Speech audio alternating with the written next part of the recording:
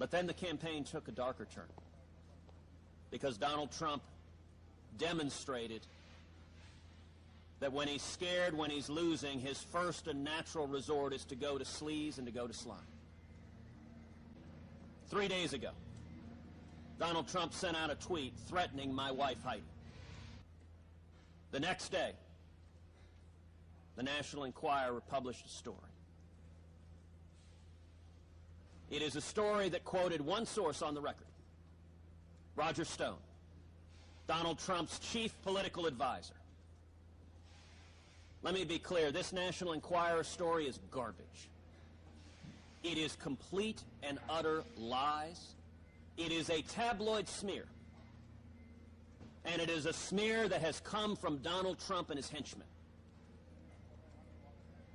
And what is striking is Donald's henchman, Roger Stone, had for months been foreshadowing that this attack was coming. It's not surprising that Donald Trump's tweet occurs the day before the attack comes out.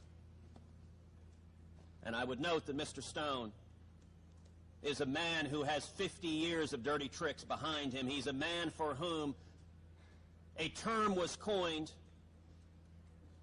for copulating with a rodent.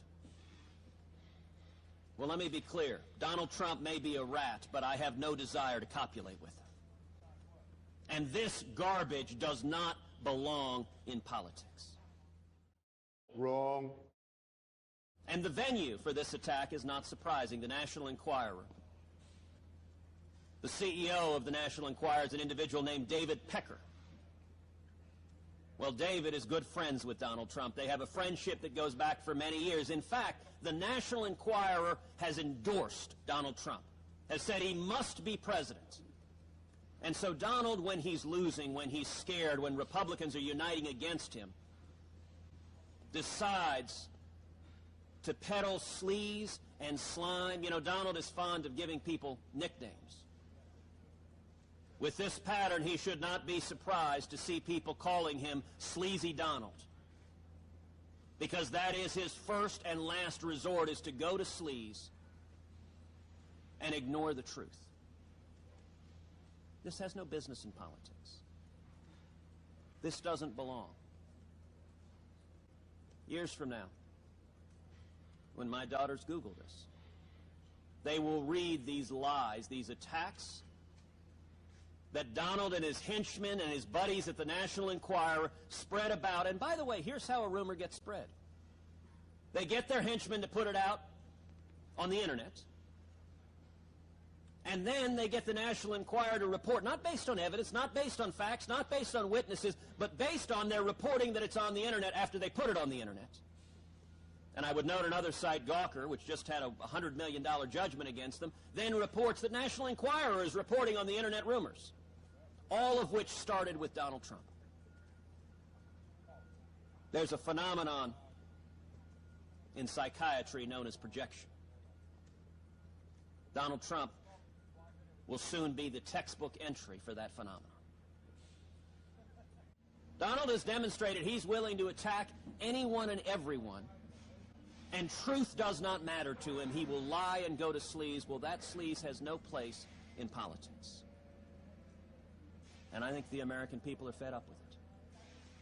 Senator. Inventing a tabloid smear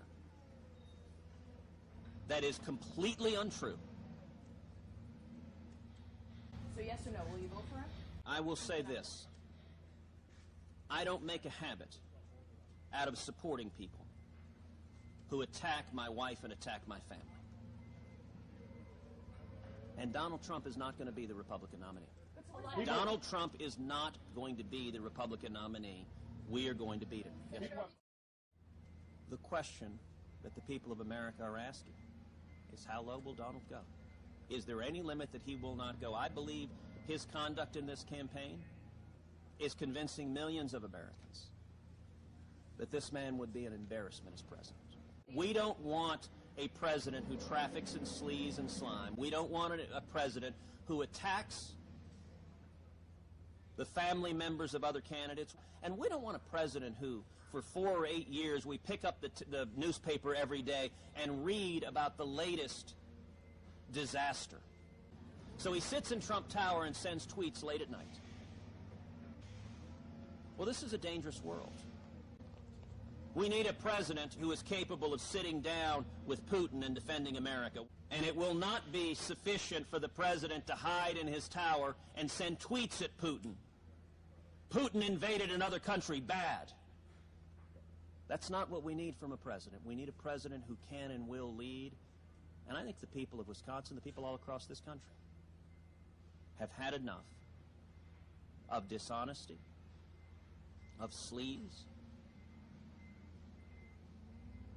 The conduct of Donald Trump is unbefitting the President of the United States, and these stakes are serious.